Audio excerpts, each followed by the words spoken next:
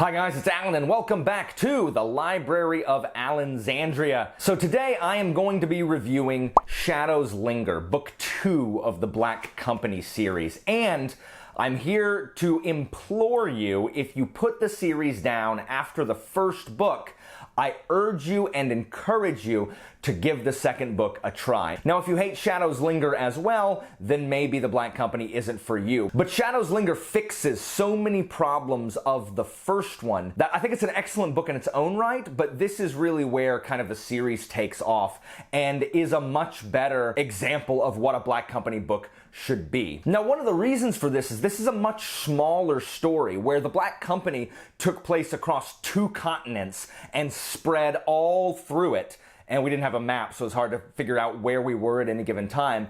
This book takes place almost entirely in the city of Juniper, which is this smallish city in the far, far northwest reaches of the continent, and the lady hasn't really reached there, and it's really as far away from the company as you can get. And so most of the action takes place almost entirely in this city.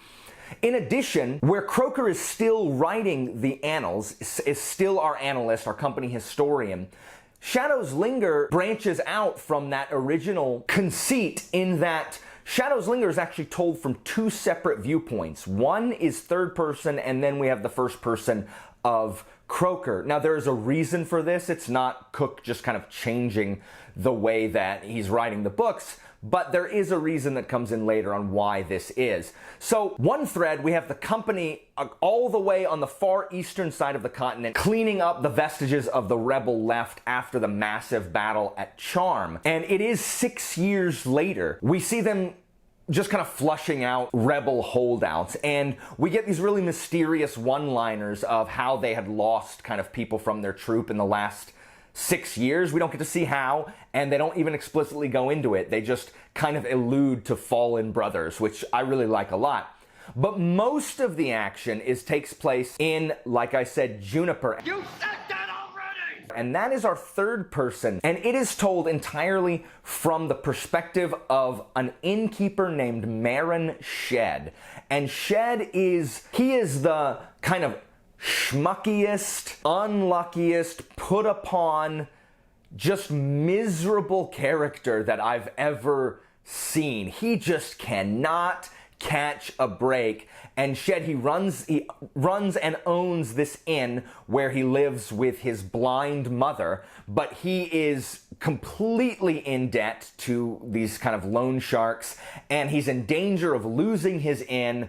And if that happens, him and his mother are out on the streets, and this is in the far, far, far north, so it's freezing most of the year, and so people die when they get out on the streets. And so we follow Shed, who happens to have these really interesting patrons named Raven and his deaf-mute companion Darling. Now, you'll remember at the very end of Black Company, Darling was revealed to be the White Rose. And so Raven ran from the company, getting as far away as he could from the lady. And so he thinks he's far enough away here in the uppermost recesses of the continent. And he's right, because the company is like 4,000 miles in the opposite direction. And it's interesting to note that I did not enjoy Raven in the first book, but here Raven is more interesting because he's not surrounded by this rogues gallery that is the company. He doesn't need to be like, "Oh, I'm Raven. I have a mysterious past. I can kill everybody and I threaten everybody. Leave me alone."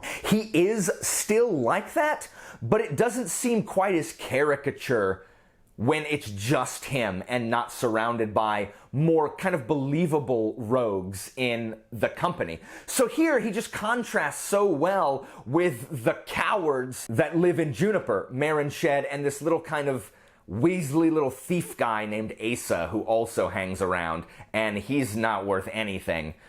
But Raven really contrasts those guys really, really well. So I think Raven is much more interesting in this book than he was in Black Company. Now, Shadows Linger really, at its core, is a morality play.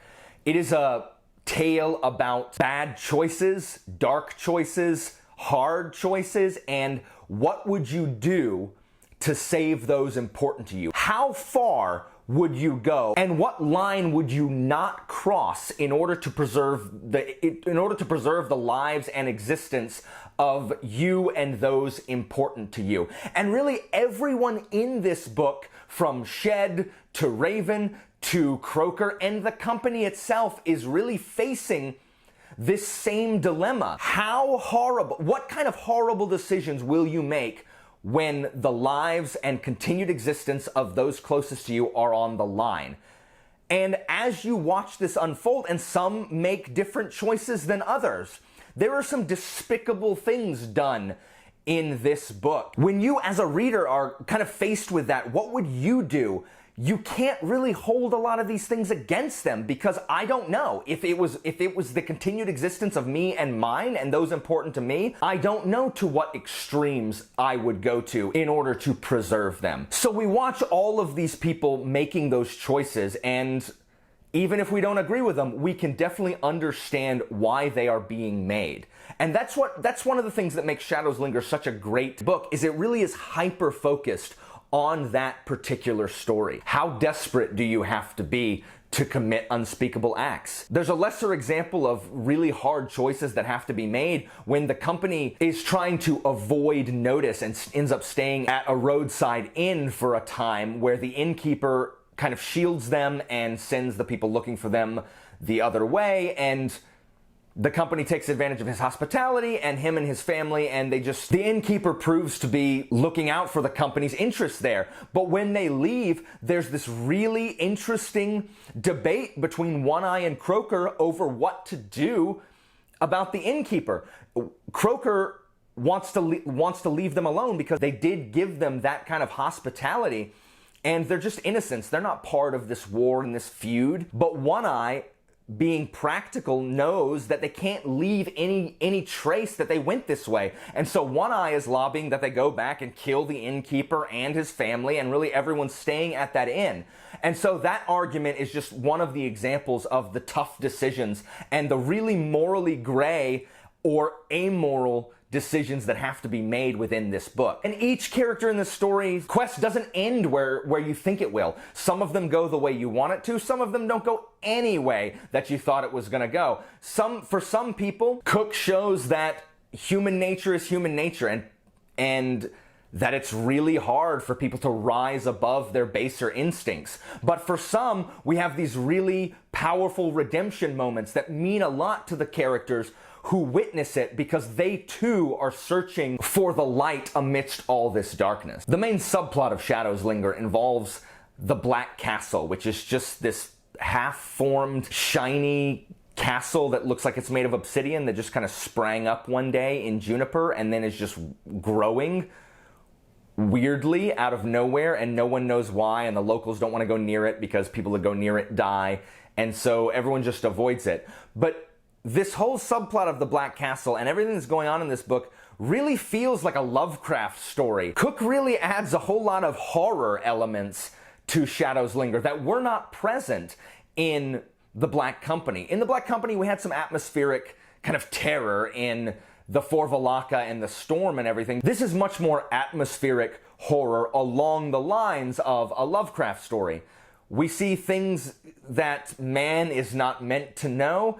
Cook doesn't bother explaining it, which is very similar to the way Lovecraft writes his kind of weird horror things. And so these two kind of storylines of Shed and not wanting to lose his inn, and Raven trying to protect Darling, and then the company eventually ends up in Juniper as well. And in addition to the Black Castle, all of these forces kind of converging really lead us to like the last third of the book, which is just kind of filled with action. There is a siege, because what would a book that I read be if it didn't have a siege? Shadows Linger is a much more human book than its predecessor. Because they're not traveling and because there's no real actual war going on, Cook gives us more time to know these characters, to learn more about how they work. Some of my favorite characters are the people who are not company members, like Shed and Asa and other kind of townspeople that they encounter, because they're dealing with real everyday problems that just deal with their continued survival. The company as a whole is worried about its existence, about its legacy and its contracts. But the individual men within the company, Croker included, don't really worry about their lives particularly, as long as the company survives. They have a much more communal mindset. But these other characters, they're concerned about theirs. They are just looking at how they're going to eat tomorrow. How is Shed going to not lose his inn? So Cook, giving us that narrower focus, lets us spend more time with these characters, even including Raven, who is much more human in this book than he was in the last one. We still have the same kind of stuff that we liked from the first book. He just fixes a lot of the problems with that. The writing is better, it's more clear, it is still minimalistic. Really big events that Cook doesn't really need to focus on are done in a page instead of where it could easily have been drawn out. And this is both a good thing and a bad thing. On the plus side, it keeps the book from being 600 pages. But on the negative side, there are some things that happen very fast that I would have been interested in seeing play out on the page instead of us just being told that things happen. Croker, in his writings, is not a big shower. He's a teller. Part of that is because of the constraints of the annals. He's not trying to make them into novels. He's just trying to write down events as they happen. But we still have the Taken, who are as mean as ever. The lady is still in this book. The company is still working for her. And I really like how anytime Croker deals with or has a conversation with the lady, his writing and the way he's describing the encounter has this surreal, dreamlike quality to where every time he encounters her, we're not really sure if he's dreaming, if he's really there, if the lady's really there, is he really talking to her, or is this all in his head? And so I really enjoy how Croker can't sort out his feelings from his previous romantic dalliances with the lady. He doesn't know whether to be attracted to her, be fond of her, be afraid of her, trust in her, have massive anxiety because she seems to have taken a special interest in him. So I enjoy those segments between Croker and the lady. A tiny thing that I like in this story is that the company doesn't speak the same language as the people in Juniper. The company still speaks the language of the southern continent. They have to find someone to translate initially, and then they're there for a while, and then that's when they learn the language. Croker's just adept at learning languages. But this is not something I see a ton. And it does happen some, but not a ton.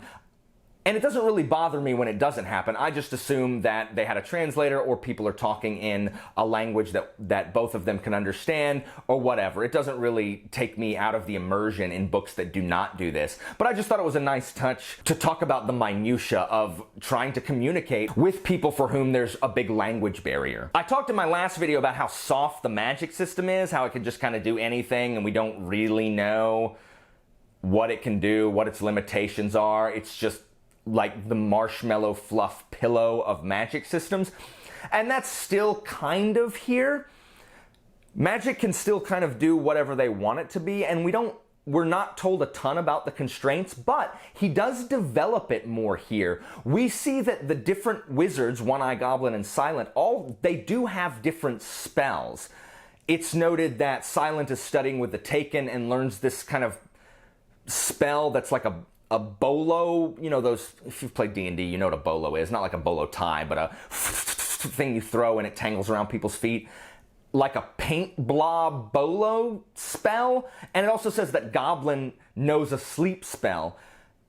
So all the wizards know different spells and are able to do different magic. We don't know how they learn it. We don't know if they write them down in the spell book. We don't know if it's infinite. We do know that they can exhaust their spells and they kind of have to rest before they can cast it again. That's very D&D-esque, where you rest and then rememorize your spells for the day if you're a wizard. So we still don't know the ins and outs of the magic system, but there is slightly more there for us to chew on. And I think with each subsequent book, we learn a little more about how the magic system works, especially later on, I think, in kind of the Books of the South or the Glittering Stone books. All in all, Shadows Linger is a much more intimate book.